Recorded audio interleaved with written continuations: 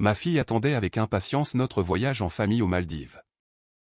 Puis, la veille de notre vol, ma mère a appelé, nous avons décidé que votre famille ne viendrait pas. Les enfants de ta sœur ne veulent pas vous voir. J'ai souri et j'ai dit 4 mots. Puis j'ai raccroché. 1 minute. 3 minutes. 5 minutes. Mon téléphone n'arrêtait pas de sonner. Parce que je m'appelle Daniel Prescott. J'ai 35 ans. Je vis à Denver, au Colorado.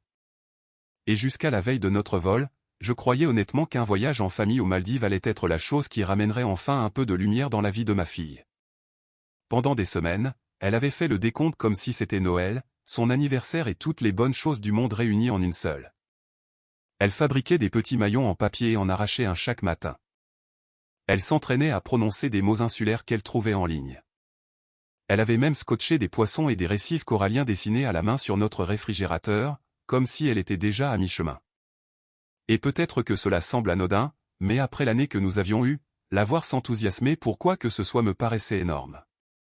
Alors, quand mon téléphone a sonné la veille de notre départ, j'ai pensé que ce serait pour une question de dernière minute sur les bagages ou quelqu'un qui aurait oublié un passeport.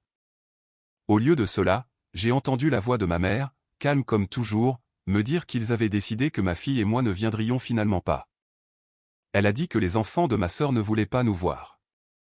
Comme si c'était en quelque sorte une chose normale à dire à une mère dont l'enfant avait passé des semaines à rêver d'eau claire, de tortues de mer et du premier vrai sourire qu'elle avait eu depuis des mois. Je me souviens être resté là, ma valise à moitié ouverte sur le lit, à l'écouter parler, et sentir quelque chose en moi devenir complètement immobile. Je n'ai pas crié. Je n'ai pas supplié. Je ne lui ai même pas demandé de répéter. J'ai juste souri et prononcé 4 mots qui n'avaient de sens pour personne à ce moment-là, sauf pour moi. Puis j'ai raccroché. 1 minute plus tard, mon téléphone a commencé à sonner. Puis il a sonné encore et encore. Parce que quelque part entre la fin de cet appel et le 3e appel manqué qui illuminait mon écran, les personnes qui pensaient pouvoir exclure ma fille du voyage que j'avais payé venaient de réaliser que je n'allais pas pleurer et disparaître en silence. Avant de vous raconter la suite, dites-moi d'où vous regardez et quel temps il fait chez vous en ce moment. Je veux voir jusqu'où cette histoire porte. Dès que j'ai mis fin à cet appel, j'ai posé mon téléphone face contre le lit et j'ai ouvert mon ordinateur portable. Mes mains étaient stables, ce qui me surprend encore quand j'y repense, car à l'intérieur, j'avais l'impression que le sol s'était dérobé sous mes pieds. Mais j'ai passé la majeure partie de ma vie d'adulte à réparer les dégâts des autres, à résoudre les problèmes avant même que quiconque ne s'en rende compte. Et cette nuit-là, mon cerveau a fait ce qu'il fait toujours quand quelqu'un me met au pied du mur. Il est devenu silencieux. Il est devenu organisé. Il est devenu efficace. Chaque réservation pour ce voyage était sous mon compte. Chaque courriel de confirmation m'était parvenu. Reniflement, chaque débit avait été imputé à ma carte. Les vols, la villa sur pilotis, les transferts de l'aéroport, le forfait repas, l'option de plongée avec tuba, tout. Je me suis d'abord connecté au site de la compagnie aérienne, puis au portail de l'hôtel, puis à la page de l'assurance voyage, puis à l'application de la carte de crédit. Je pouvais encore entendre la voix de ma mère dans ma tête, disant qu'ils avaient décidé que ma fille et moi ne viendrions pas. Comme si mon enfant et moi étions des invités qu'ils pouvaient désinviter d'un barbecue, au lieu d'être les 2 personnes dont l'argent avait rendu tout cela possible. J'ai annulé la réservation de groupe. J'ai accepté les pénalités. J'ai converti ce qui pouvait être converti. J'ai remboursé ce qui pouvait être remboursé. J'ai réservé à nouveau ce qui pouvait être réservé à nouveau. Et puis j'ai fait la seule chose qu'ils n'auraient jamais cru que je ferais. J'ai utilisé le crédit restant et le solde disponible pour réserver un voyage privé plus petit, juste pour moi et ma fille. Pas la villa géante pour tout le monde. Pas la version conçue pour plaire à ma mère, accommoder ma sœur et s'assurer que tout le monde ait la meilleure chambre, la meilleure vue et l'emploi du temps le plus simple. Juste une belle chambre, suffisante pour nous deux, avec un départ légèrement différent, un nouveau numéro de confirmation et mon nom sur chaque page. Le premier appel est arrivé avant même que j'aie terminé. Je l'ai laissé sonner, puis un autre, et un autre encore. Ma mère, ma sœur, mon beau-frère, de nouveau ma mère, puis une série de textos si rapides qu'ils s'empilaient les uns sur les autres avant que je puisse les lire. Que as-tu fait? Pourquoi est-ce que je reçois des courriels? Daniel, décroche le téléphone tout de suite. Tu es complètement folle. J'ai continué à travailler. J'ai déplacé les passeports sur le dessus de ma commode. J'ai fermé la valise. J'ai vérifié ma fille. Elle dormait avec un de ses petits livres de voyage ouverts à côté de son oreiller, comme si elle avait essayé de lire jusqu'au matin. C'est à ce moment-là que j'ai failli craquer. Pas l'appel de ma mère, pas l'insulte, pas même la trahison. C'était de voir ce petit livre et de savoir que des gens de mon propre sang pouvaient regarder cet enfant et décider quelle était la personne la plus facile à écarter. Mon téléphone a de nouveau vibré et cette fois, j'ai répondu, car je savais déjà exactement pourquoi ils appelaient. Ma sœur n'a même pas dit bonjour. Elle a hurlé mon nom comme si j'avais commis un crime. Elle voulait savoir pourquoi l'hôtel avait annulé la réservation familiale. Elle voulait savoir pourquoi leur vol avait disparu. Elle voulait savoir comment j'avais pu faire ça à ses enfants. J'ai dit la même chose que j'aurais dû dire des années plus tôt. Tu ne peux pas retirer ma fille d'un voyage que j'ai payé et t'attendre à en profiter à mes frais. Il y a eu ce silence stupéfait, comme si j'avais parlé une langue qu'elle ne comprenait pas. Puis elle s'est lancée dans sa performance habituelle, me traitant de dramatique, d'instable, de vindicative. Ma mère a pris le téléphone en pleurant, disant que j'avais tout gâché, que les enfants étaient confus, que je devais arranger ça immédiatement. Et ce mot, arranger, m'a presque fait rire, car arranger les choses était mon travail dans cette famille. Arranger l'emploi du temps, arranger l'argent, arranger l'humeur, arranger les conséquences de l'égoïsme des autres. Mais pour la première fois de ma vie, je n'arrangeais pas un problème pour eux. J'en terminais un pour moi. Je leur ai dit que j'avais déjà tout réglé. J'ai dit que s'ils voulaient des vacances aux Maldives, ils étaient libres de se les payer eux-mêmes. Puis j'ai raccroché de nouveau. Ma fille s'est agitée peu de temps après et est entrée dans ma chambre en pyjama, se frottant un œil, me demandant pourquoi mon téléphone n'arrêtait pas de faire du bruit. Je me suis assise sur le bord du lit, je l'ai serré contre moi et je lui ai dit qu'il y avait eu un changement de programme, mais que je travaillais sur quelque chose de mieux. Elle m'a regardé avec ses petits yeux fatigués et m'a demandé si nous allions toujours quelque part où il y avait de l'eau bleue. Je lui ai dit que oui, et pour la première fois de la nuit, je le pensais de tout mon cœur. Le lendemain matin, la discussion de groupe familial ressemblait à une scène de crime numérique. Ma mère avait envoyé des paragraphes. Ma sœur avait envoyé des notes vocales. Mon beau-frère était passé de l'indignation à la menace en moins d'une heure. Il y avait des captures d'écran de courriels d'annulation, des accusations à moitié tapées, des émojis en pleurs de ma mère qui, d'une manière ou d'une autre, me mettaient plus en colère que tout le reste. Ma sœur était la plus bruyante, bien sûr. Elle disait que ses enfants avaient déjà fait leurs valises. Elle disait qu'elle avait demandé ses congés il y a des mois. Elle disait que Brandon s'était arrangé.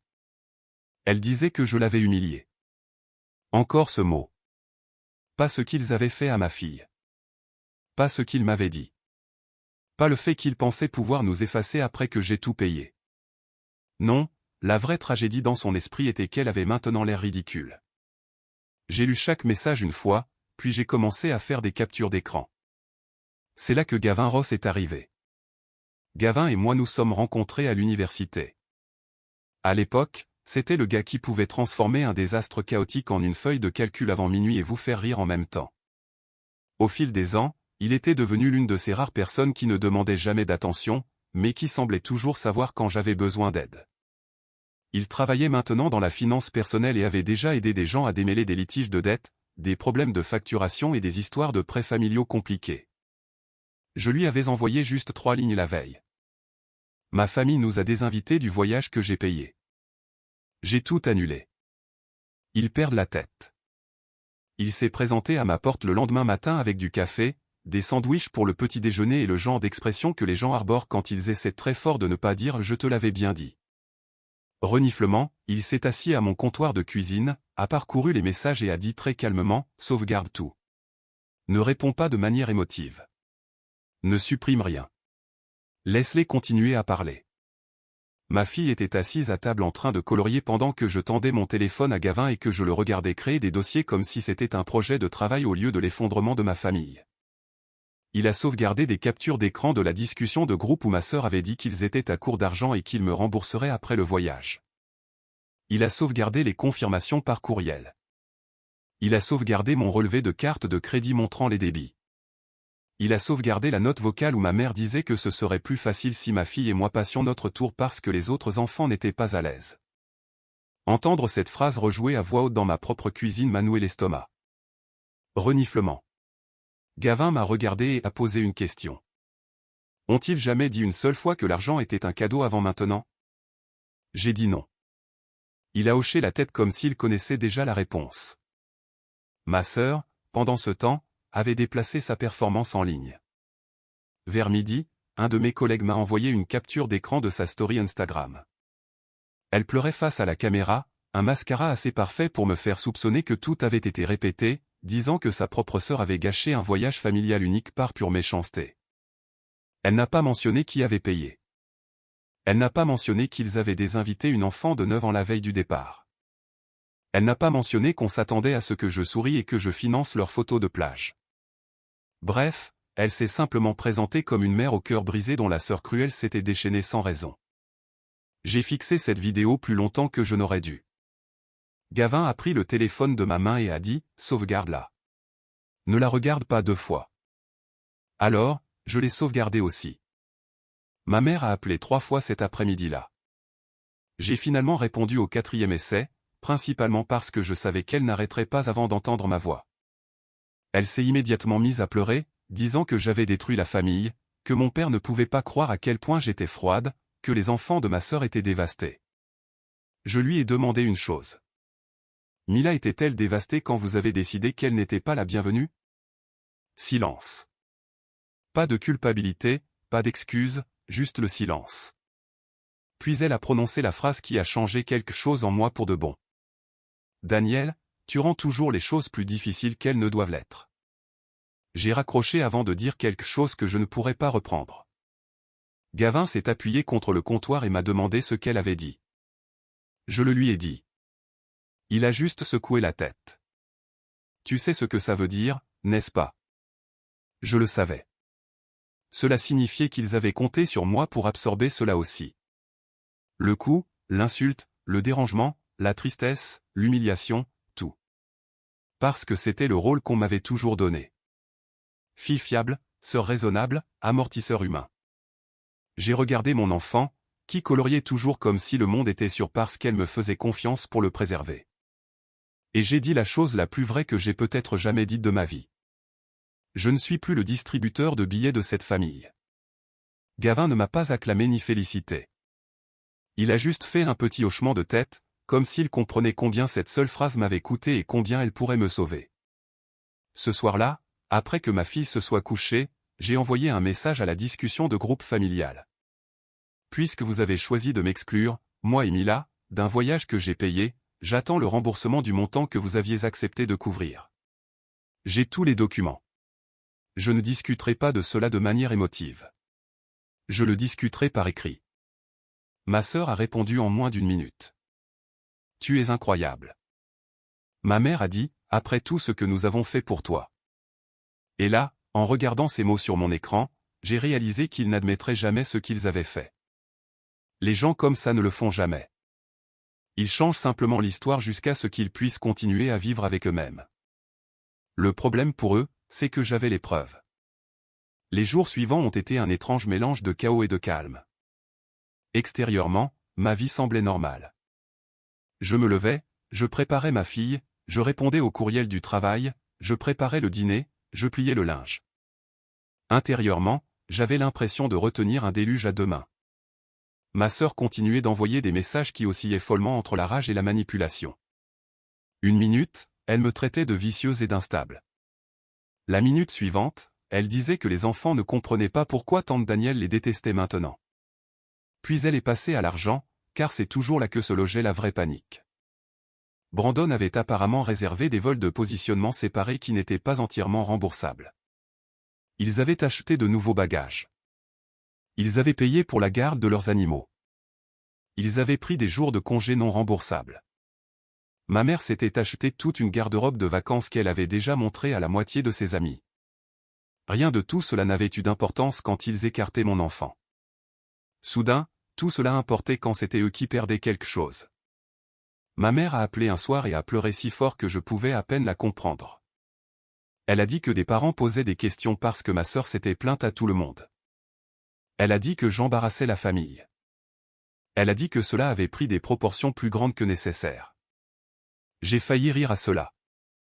Ils l'avaient rendu grand à la seconde où ils avaient décidé que ma fille était jetable. Ma sœur a finalement cessé de faire des allusions et a commencé à menacer. Elle m'a envoyé un texto disant qu'elle m'emmènerait au tribunal pour préjudice financier intentionnel. Elle a dit que j'avais agi avec malveillance. Elle a dit que je regretterais de l'avoir humiliée. J'ai envoyé chaque message à Gavin. Il n'arrêtait pas de me dire la même chose. Laisse-les parler. Plus ils deviennent émotifs par écrit, mieux c'est pour toi. Mais ce qui faisait le plus mal, ce n'était pas les menaces. C'était ma fille.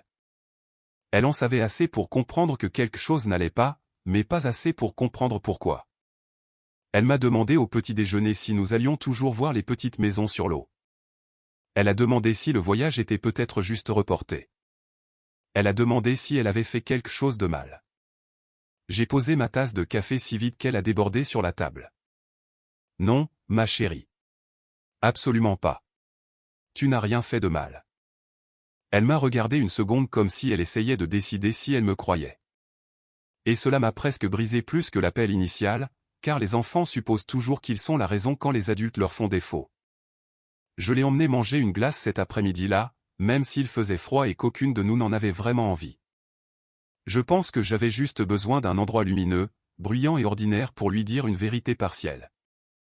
Je lui ai dit que parfois les adultes font des choix méchants parce qu'ils se soucient plus de la commodité que de la gentillesse. Je lui ai dit que lorsque les gens nous traitent mal, nous ne courons pas après leur amour. Nous protégeons notre paix. Elle n'a pas tout compris, et Dieu merci pour ça. Mais elle s'est appuyée contre moi dans la banquette et a demandé si nous pourrions quand même aller quelque part de tropical un jour. Je lui ai promis que nous le ferions. Gavin est passé plus tard dans la nuit et m'a aidé à organiser une chronologie, date de paiement, date de confirmation, promesse sur la discussion de groupe, date d'annulation, date de désinvitation, texto de menace, story Instagram.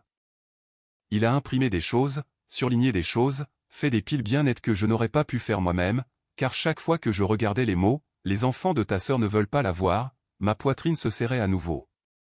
Il y avait quelque chose dans le fait d'avoir un autre adulte assis à ma table de salle à manger et de traiter toute cette affaire pour ce qu'elle était, un véritable tort.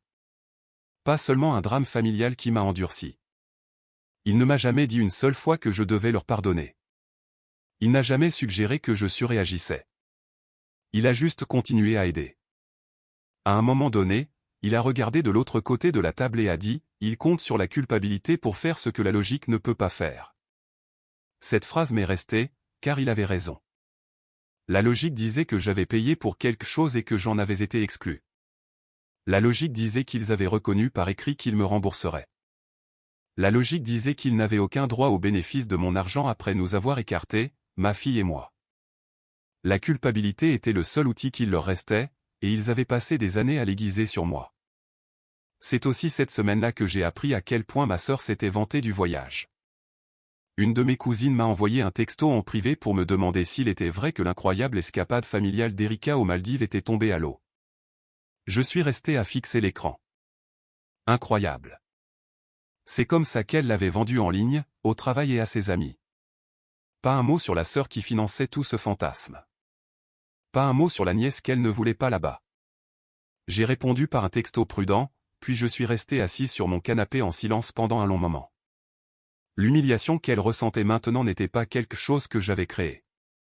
C'était la conséquence naturelle de construire son bonheur sur la générosité de quelqu'un d'autre, puis de le mettre de côté. À la fin de cette semaine, j'avais cessé d'attendre des remords. C'est là que quelque chose a changé. La douleur était toujours là. La colère aussi. Mais sous les deux, quelque chose de plus dur avait commencé à se former. La clarté. Je leur ai donné une chance claire de réparer les choses. Gavin m'a aidé à rédiger une demande de remboursement formelle qui était directe, factuelle et impossible à mal comprendre.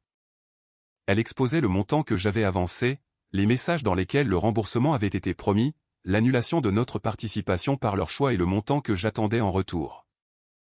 Elle leur donnait une date limite. Elle ne contenait aucune menace. Elle n'incluait aucun langage émotionnel. C'était délibéré. Je voulais une trace que j'avais d'abord essayé la voie civilisée. Ma mère a répondu par un mur de texte si long que j'ai dû faire défiler 2 fois. Le cœur de son message était simple, une famille ne facture pas une autre famille. L'argent était un cadeau. J'avais offert de mon plein gré. Demander un remboursement maintenant était cruel et égoïste. J'ai lu le tout une fois, puis j'ai tendu le téléphone à Gavin parce que ma vision était devenue floue de colère. Il l'a lu, a levé les yeux et a dit « Bien. Elle vient de te donner quelque chose d'utile. » La réponse de ma sœur a été plus courte et plus laide. Elle a dit « Si j'avais voulu que l'argent soit un prêt, j'aurais dû le préciser. » J'ai éclaté de rire à cela, car elle savait exactement à quel point cela avait été clair. Elle était là dans la discussion de groupe quand elle a demandé si quelqu'un pouvait avancer les frais jusqu'après le voyage. Elle était là quand ma mère a dit que tout le monde réglerait ses comptes plus tard. Elle était là pour chaque supposition que je couvrirais tout maintenant parce que je couvrais toujours tout maintenant. Gavin et moi nous sommes assis à ma table de cuisine cet après-midi-là pour examiner mes options. En raison du montant en jeu et de la documentation que j'avais, il y avait une véritable voie à suivre. Il a expliqué les délais, les frais de dossier, la différence entre l'émotion et la preuve, ce qui importait au juge et ce qui ne leur importait pas. Il ne m'a pas poussé. Il a simplement tout exposé et m'a laissé le choix, là où il devait être, entre mes mains. Cette nuit-là, après que ma fille se soit endormie, je me tenais dans le couloir à regarder la chaîne de comptes à rebours en papier qu'elle avait faite pour le voyage. Il y avait encore quelques maillons qui pendaient, car après que tout ait explosé, elle avait cessé de les arracher. J'en ai touché un et j'ai pensé à toutes les années que j'avais passées à choisir la paix plutôt que le respect de moi-même, parce que j'étais terrifié d'être qualifié de difficile. Puis je suis retourné à la cuisine et j'ai dit à Gavin de déposer la plainte. Une fois la paperasse déposée, le silence de ma famille est devenu absolu. Pas d'excuses, pas de négociations, pas de tentative de réparer quoi que ce soit. Ils m'ont bloqué sur les réseaux sociaux. Ma mère a cessé d'appeler. Ma sœur a cessé d'envoyer des messages. C'était comme si j'étais morte et qu'ils avaient déjà réarrangé les meubles autour de l'espace vide. Cela a fait plus mal que ce à quoi je m'attendais. Même lorsque les personnes qui vous blessent sont toxiques, une partie de vous pleure toujours la version d'elle que vous continuez d'espérer voir enfin apparaître. Mais enfoui dans ce chagrin, il y avait un soulagement si fort qu'il semblait presque illégal. Fini les demandes dans la discussion de groupe. Fini les courses basées sur la culpabilité. Fini d'être celle qui conduisait plus loin, payait plus, faisait des compromis en premier et souriait à travers tout. Pour la première fois depuis des années, ma vie est devenue plus petite, dans le bon sens du terme. C'était juste moi, ma fille et les routines qui nous appartenaient. Je l'ai inscrite à des cours de natation parce que je ne pouvais pas lui offrir une île tropicale à ce moment-là, mais je pouvais lui donner de l'eau, du mouvement et quelque chose à attendre avec impatience. Le premier jour à la piscine, elle s'est accrochée à ma main, puis 10 minutes plus tard, elle a ri si forte en éclaboussant le moniteur que les gens se sont retournés pour sourire. Je suis resté là à la regarder et j'ai pensé, peut-être que la guérison n'arrive pas toujours de manière spectaculaire. Peut-être que parfois, elle ressemble à du chlore dans les cheveux et à une petite fille qui apprend à flotter. Gavin est entré dans notre vie. Si progressivement que je ne l'ai presque pas remarqué. Il passait avec des plats à emporter et restait pour aider aux devoirs. Il a appris à ma fille un jeu de cartes auquel elle est immédiatement devenue meilleure que lui. Il a réparé une chaise de cuisine bancale sans en faire tout un plat. Il avait cette façon de se présenter qui ne ressemblait jamais à de la pression, juste à de la stabilité.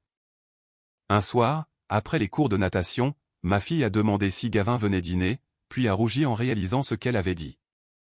J'ai ri pour la première fois depuis des jours, un vrai rire, et je lui ai dit peut-être. Elle a haussé les épaules comme si de rien n'était. Mais plus tard, en se brossant les dents, elle a dit à travers une bouche pleine de mousse, « Il est gentil parce qu'il me parle comme si j'étais réel. » J'ai dû me détourner pour qu'elle ne voie pas mon visage. Parce que les enfants savent. Ils savent qui les voit et qui ne les voit pas. Plus l'audience approchait, moins je craignais la partie juridique et plus je pleurais la vérité émotionnelle de la situation. Il fut un temps où l'idée d'intenter une action contre ma propre famille m'aurait semblé impossible. Maintenant, cela semblait juste attendu depuis longtemps. Ce qui m'a finalement poussé jusqu'au bout, c'est une pensée que je ne pouvais pas chasser. Si des étrangers avaient fait ça à ma fille, personne ne se demanderait si j'avais le droit de me défendre. Le sang, reniflement, ne rendait pas cela moins répréhensible. Si quoi que ce soit, cela le rendait pire. 6e partie. Le matin de l'audience, je me suis réveillé avant mon réveil avec ce sentiment de vide que l'on ressent avant quelque chose d'important et de laid. Je me suis habillé avec soin, non pour impressionner qui que ce soit, mais parce que j'avais besoin de me sentir posé et difficile à ignorer. Gavin est venu me chercher tôt, m'a tendu un café, m'a demandé si j'avais mangé et n'a pas rempli la voiture de fausses assurances. Je l'ai un peu aimé pour ça avant d'être prête à l'admettre. Le palais de justice était plus froid que prévu. Ma mère était déjà là, serrant son sac à main comme s'il pouvait la sauver. Ma sœur se tenait à côté d'elle dans un blazer rigide, la mâchoire serrée, les yeux gonflés d'une manière qui suggérait qu'elle avait pleuré pour faire de l'effet. Brandon avait l'air plus irrité que honteux, ce qui lui correspondait parfaitement. Aucun d'eux ne m'a adressé la parole au début. Puis ma mère a levé les yeux et a dit doucement, « Daniel, est-ce vraiment nécessaire ?» J'ai soutenu son regard et j'ai dit, « C'est devenu nécessaire au moment où vous avez décidé que Mila et moi n'étions pas assez de la famille pour le voyage que j'ai payé. » Elle a détourné le regard la première. L'audience elle-même n'était pas dramatique comme à la télévision. Pas de cris, pas de témoins surprises, juste des faits, des papiers, des dates et la lente humiliation de voir la vérité exposée. Gavin m'avait aidé à tout rassembler dans un dossier si propre que même moi, j'étais impressionné.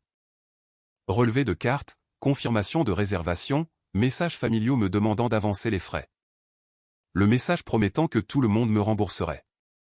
La chronologie montrant quand j'ai été exclu, les captures d'écran de la story Instagram de ma sœur se faisant passer pour une victime.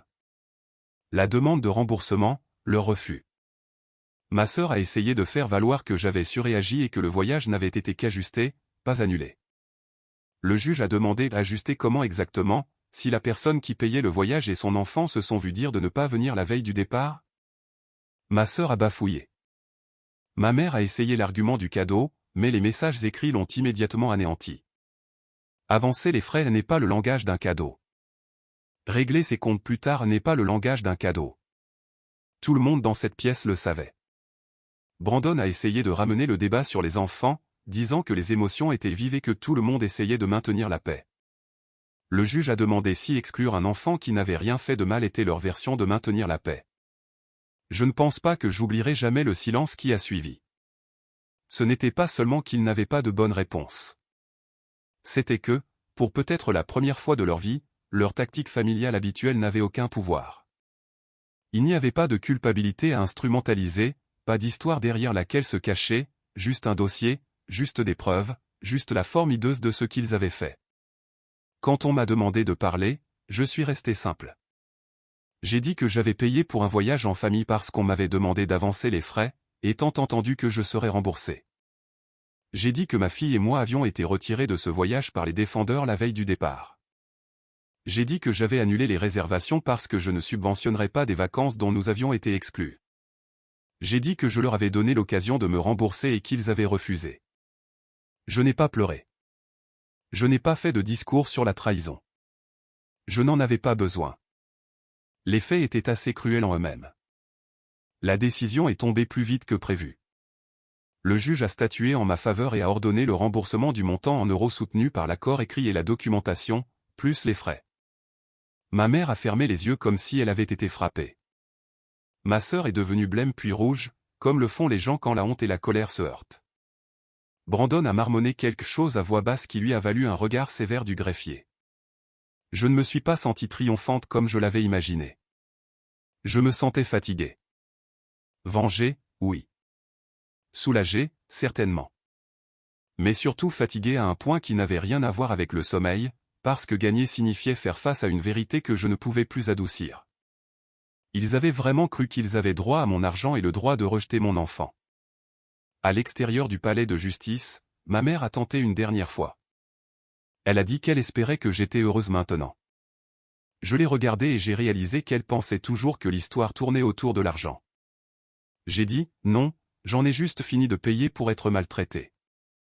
Puis je suis parti. Gavin nous a ramenés à la maison dans un silence quasi total jusqu'à ce que nous nous garions dans mon allée. Ma fille était chez une voisine pour l'après-midi, ce qui laissait la maison silencieuse d'une manière qui semblait presque sacrée. Je suis resté dans la voiture garée une seconde de plus que nécessaire parce que mes mains avaient commencé à trembler maintenant que c'était fini. Gavin s'est tourné vers moi et m'a demandé si j'allais bien. J'ai ri une fois et j'ai dit que je ne savais pas. Il a hoché la tête comme si c'était une réponse parfaitement acceptable. Puis il a dit quelque chose que je ne pense pas oublier un jour. Tu n'as pas brisé ta famille aujourd'hui. Tu as cessé de les laisser te briser. Je l'ai regardé, et c'est à ce moment-là que toute la forme de ma vie a changé. Pas de manière spectaculaire comme dans un film, juste cette compréhension silencieuse et indéniable que cet homme s'était tenu à mes côtés pendant la partie la plus laide de ma vie sans rien demander en retour. Avant de pouvoir me raisonner, j'ai attrapé sa main. Il a serré la mienne une fois, doucement, comme s'il comprenait exactement ce que je disais et exactement ce que je n'étais pas encore prêt à dire. L'argent est bien revenu, mais pas avec grâce. Ma mère a envoyé sa part en premier, sans aucun mot d'accompagnement, ce qui semblait parfaitement correspondre à son personnage. Ma sœur a fait traîner les choses puis a payé en plusieurs fois, chaque versement étant assez tardif pour être irritant, mais pas assez pour violer l'ordonnance. Brandon ne m'a jamais contacté du tout, ce qui m'allait très bien. Il n'y a pas eu d'excuses, pas de prise de conscience soudaine, pas de message sincère sur la famille et les regrets. Juste des virements, le silence, et la fin administrative et froide d'une relation qui avait autrefois occupé bien trop de place dans ma vie émotionnelle. Et peut-être que ce n'est pas la fin que les gens attendent quand ils entendent une histoire comme celle-ci. Les gens aiment la rédemption. Ils aiment les réunions. Ils aiment la scène où les coupables s'effondrent enfin et admettent qu'ils avaient tort. La vraie vie ne vous donne pas toujours ça. Parfois, tout ce que vous obtenez, c'est de la distance. Et si vous avez de la chance, cette distance devient la paix. Quelques mois plus tard, après avoir reconstitué mes économies et démêlé le désordre des crédits de voyage et des annulations qu'ils avaient laissés derrière eux, j'ai emmené ma fille aux Maldives, moi-même. Pas comme une grande déclaration, pas pour poster une photo de vengeance mesquine en ligne, juste parce que je lui avais promis de l'eau bleue et que je voulais, pour une fois, tenir une promesse sans que personne d'autre n'interfère. Le voyage était plus modeste que le plan initial, et 1000 fois meilleur. Pas de dîner de groupe tendu, pas de demandes concurrentes, pas de faux semblants. Juste moi et ma petite fille, mangeant des fruits au bord de l'eau, riant de nos coups de soleil, regardant les poissons se déplacer sous le quai comme des confettis vivants. Un matin, elle s'est tournée vers moi au petit déjeuner et a dit très sérieusement, « Je pense que c'est mieux parce que personne n'est méchant. » J'ai dû baisser les yeux vers mon café une seconde, car les enfants ont une façon de réduire des tragédies d'adultes compliquées à une seule phrase si simple qu'elle ressemble à une lame. Elle avait raison. C'était mieux. Pas parce que c'était plus luxueux ou plus exclusif, mais parce que c'était sûr. Parce que la joie ne peut vraiment exister que là où la peur ne se tient pas à côté. Gavin est resté dans nos vies si naturellement que j'ai commencé à avoir l'impression qu'il avait toujours été là. Il venait aux compétitions de natation de ma fille et applaudissait comme si chaque course était les Jeux Olympiques. Il faisait des crêpes du dimanche, mal mais fièrement. Il n'a jamais essayé de remplir un rôle que personne ne lui avait demandé de remplir. Il a juste continué à se montrer avec patience et gentillesse, ce qui s'est avéré plus puissant que le charme. Environ 6 mois après le procès, il m'a demandé en mariage dans ma cuisine, avec de la farine sur sa manche et une sincérité absolue sur son visage. Ma fille a crié avant même que je réponde, ce qui nous a tous fait rire si fort que je me suis mise à pleurer quand même. Ce n'était pas un grand geste romantique dans un restaurant aux chandelles. C'était mieux que ça.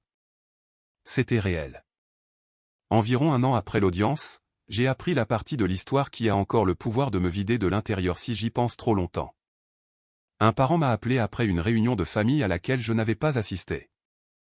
Et dans ce demi-murmure coupable que les gens utilisent lorsqu'ils sont sur le point de vous dire quelque chose de laid, il a dit qu'il y avait plus à la raison pour laquelle les enfants de ma sœur n'avaient pas voulu de Mila pendant le voyage.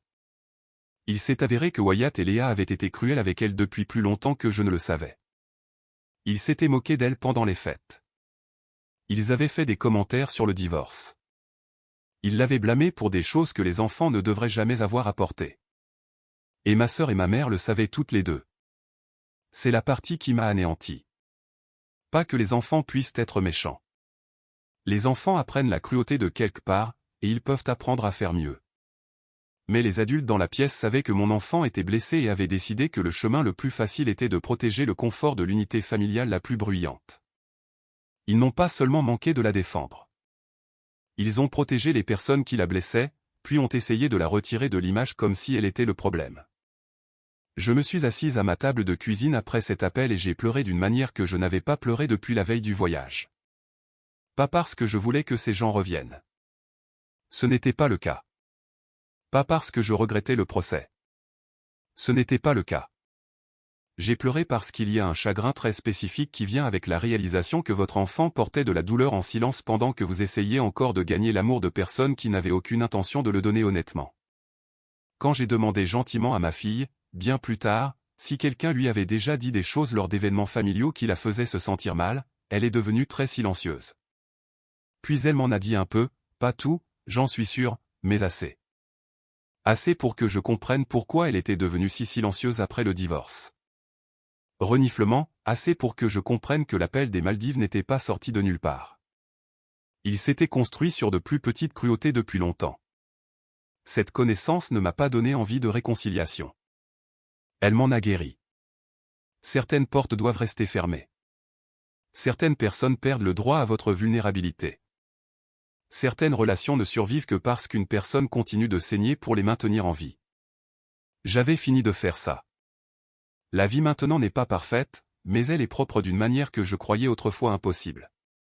Ma fille est plus bruyante, plus heureuse, plus forte de la meilleure des manières. Elle nage comme si l'eau lui appartenait. Gavin brûle toujours les crêpes. Je fais toujours trop de bagages pour chaque voyage. Nous rions plus en une semaine que je ne riais autrefois en des saisons entières de ma vie. Et la leçon que je tire de tout cela est une leçon que j'aimerais que plus de gens, en particulier les parents, comprennent plus tôt. La paix construite sur la douleur de votre enfant n'est pas la paix. L'harmonie familiale qui dépend du silence, de la générosité et du pardon infini d'une seule personne n'est pas de l'amour. Et poser des limites avec les personnes qui partagent votre sang n'est pas de la cruauté lorsque ces personnes continuent d'enseigner à votre enfant qu'elle est moins digne de protection que tout le monde dans la pièce. Parfois, la chose la plus aimante qu'une mère puisse faire est de cesser de qualifier les mauvais traitements de normaux. Parfois, la leçon la plus importante qu'un enfant puisse apprendre est que l'amour doit être synonyme de sécurité, pas de condition. Et parfois, quitter la table n'est pas perdre sa famille. C'est enfin construire la bonne. Si vous avez déjà eu à choisir entre maintenir la paix et protéger votre propre cœur ou celui de votre enfant, j'espère que vous savez ceci. Vous n'êtes pas égoïste de choisir la sécurité. Vous n'êtes pas dramatique de dire la vérité. Et vous n'avez pas tort de refuser de financer votre propre humiliation simplement parce que les personnes qui vous humilient se trouvent être de votre famille.